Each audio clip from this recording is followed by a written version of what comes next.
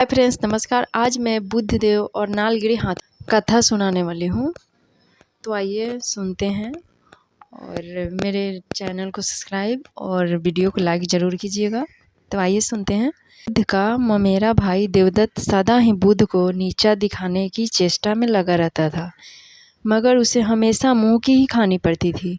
एक बार बुद्ध जब कपिलवस्तु पहुँचे तो अनेक कुलीन शाक्यवंशी राजकुमार उनके अनुयायी बने।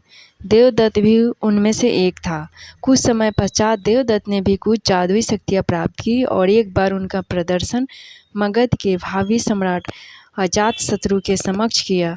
वहाँ वह एक शिशु के रूप में प्रकट हुआ, जिसने सांप की मेखला बांधी हुई थी। तभी से अजातशत्रु उसे परम आदर की दृष्टि से देखा करता था। कुछ दिनों के बाद देवदत्त मगध में लौटकर जब संघ में वापस आया तो उसने स्वयं को बुद्ध से श्रेष्ठ घोषित किया और संघ का नेतृत्व करना चाहा।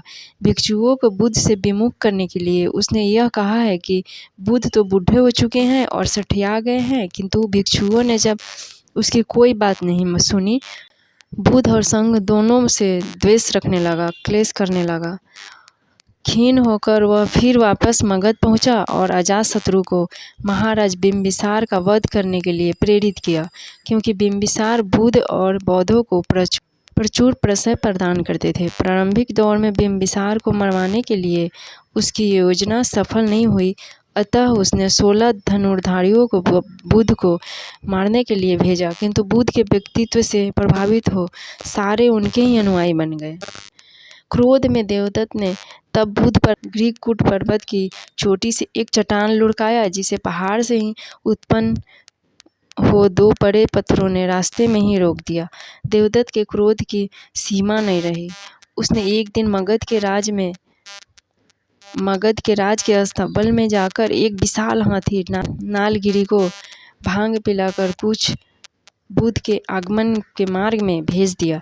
नालगिरी के आगमन से सड़कों पर खलबली मच गई और लोग जहाँ तहाँ भाग खड़े हुए।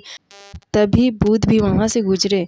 ठीक उसी समय एक घबराई हुई महिला अपने बच्चों को हाथी के सामने ही छोड़ भाग खड़ी हुई। जैसे ही नालगिरी हाथी ने बच्चे को कुचलने की अपने पैर बढ़ाए, बुद्ध उसके ठीक सामने जाकर खड़े हुए। उन्होंने हाथी के सिर को थपथपाया। बुद्ध के स्पर्श से नालगिरी हाथी उनके सामने घुटने टेक कर बैठ गया।